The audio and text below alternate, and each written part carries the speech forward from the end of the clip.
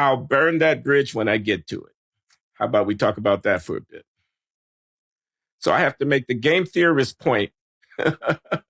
Tom Schelling, the great man, late great economist, was a mentor and friend of mine, Nobel laureate, a game theorist, and he would be the first to observe you burn the bridges behind you. And the reason that you burn the bridge is that you commit yourself to not retreat.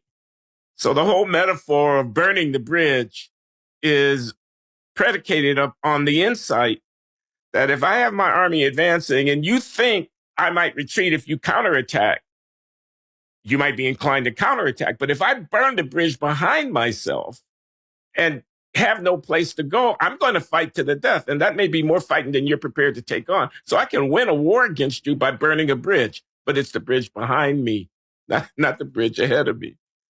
What do you think about that? You're a political scientist. Am I burning bridges behind me or bridges ahead of me? On burning bridges, when I regard them as an obstacle, an impediment to the struggle to make the world a better place, the struggle to use a hackneyed expression, the struggle for the emancipation of humankind. Obviously, that's a tall order, and obviously I'm not equipped to even begin to engage it on the scale that it requires. But each of us can play a role where we see that there are certain obstacles, impediments, and forces, powerful forces, which are creating serious obstacles to the betterment of humankind, then I'm willing to take it on, come what may, whatever the consequences. Now, I'm going to be perfectly honest with you. Virtually everybody of my generation who I gave to read the manuscript told me don't publish the book. They hated the book. They hated the book.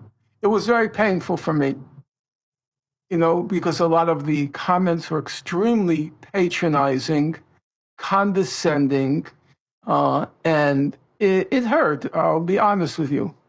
But I remember far into the project when I was getting from virtually everyone very negative, and I dare say, nasty comments. I wrote to Professor Chomsky, who, for a period of life, he was the most significant presence in my life for about 35 years.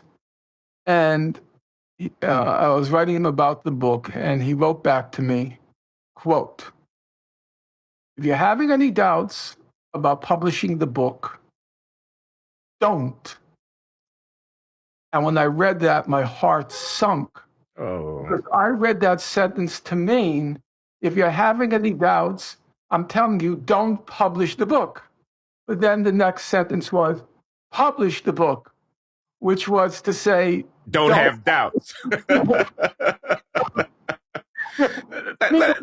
Let me tell people. My heart palpitates when I remember that. Oh, your hero was about to have disappointed you, but he came through in the end. Now, I just want people to know who are listening to this. So the book is, takes on the woke, anti-racist establishment, intellectual establishment, and basically picks it apart piece by piece in a series of chapters about the likes of Ibram X. Kendi and Ta-Nehisi Coates and Kimberly Crenshaw and Robin DiAngelo and Barack Obama.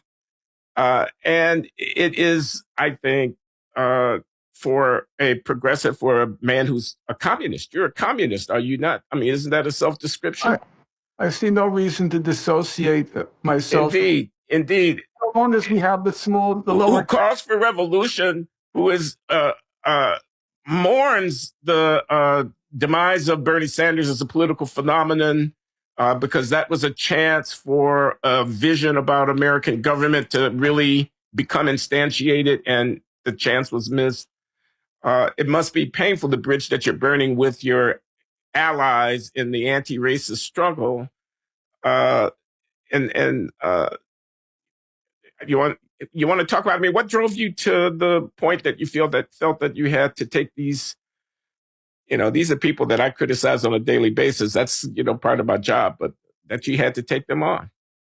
Well, I would say there were two things. There was a practical one, which I felt that I feel that the identity politics showed its true colors during the 2016 and the 2020 Bernie Sanders presidential runs, where all of the icons, the high priests and priestesses of identity politics, were very publicly attacking Bernie Sanders. So you have Ta-Nehisi Coates saying Bernie is weak on the reparations question. You have Angela Davis saying Bernie is weak on the race question.